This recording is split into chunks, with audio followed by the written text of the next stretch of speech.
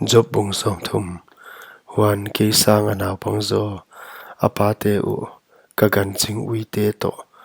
koi dia kasit sit ten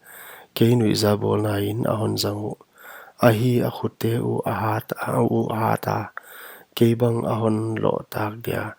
wai ahat na u abesa ten tak sapna le kial na in atui kang wa le keu le sia a heu u pona ante alowa huan lo kha zungte a an u hi mi te laka ki pan hol khia ki na omwa guta bangin amau nunga akikowa guama heng te leng guama heng te ateng ding wa leile swang pi hom te a pon laka ahamwa la ho noi te a aki se khom mi hai te ta te ahiwa ahi mi thilum lo ta te gama pan del khia ka hi u hi huan tu in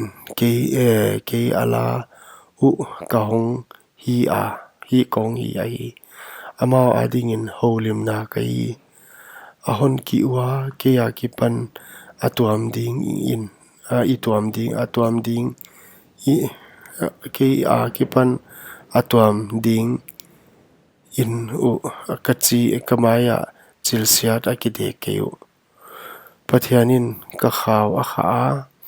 ahon hi gima huan kama kam kai na a kha hiau ka khut tak lama twilight te athowa ka khe anol hin wa sia na lampi kama akoi ui kalampi hi sia in katwa sia na azongwa kwa man akham keu azong ngong ong zapi apai suak bang in ahongwa sia na laka katunga aki khuku katunga launa te ahiwa hui bangin kamin phatna adel mangu maybe bang in kahau na apai mang hi huchi in tu in kasunga kakha buakhia kina ina om kim thuak na ni ten ke ahon man ui zanin kagu te asoya kahon sun nat na ten khol chi ani ke hon sun nat na ten khol chi ani ke huwa kanat na hi hat ma ziakin kapuan sil ani na kapuana ngong bang in ke ahon ga khi buan noi in ahon pai lut a leivui le meivu bang ka hi nakianga ka ki kowa nahon dong ke hi kadinga ke nahon en maima a katunga gilo ding in nakilum leta naban tha ha na in ke nahon soi hi hui a nahon dom kang towa huai tung a nahon tuang sak huchi in hui a